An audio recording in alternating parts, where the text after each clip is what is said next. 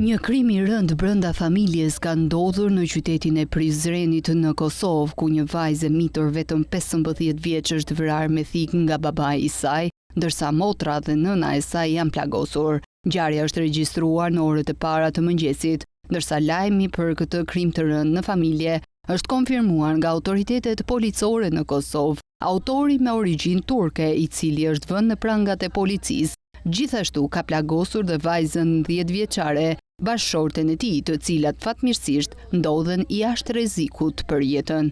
Zëdhënësi I policisë së Kosovës Shaqir Bytyçi në një deklaratë për mediat vendase është shprehur se kanë marrë informacione se një person është me thik në dorë dhe I gjakosur në rrugën Shote Galica. Policia ka shkuar në vendin e ngjarjes, ku ka parë edhe 3 persona të lënduar, ku fatkeqësisht 15 vjeçareja kishte humbur edhe jetën.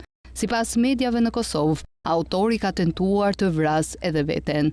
Ndërkohë, autoritetet vijojnë punën për zbardhjen dhe dokumentimin e plotë të kësaj ngjarje të rëndë, ku humbi jetën një 15 vjeçare dhe u plagos nëna dhe motra e saj.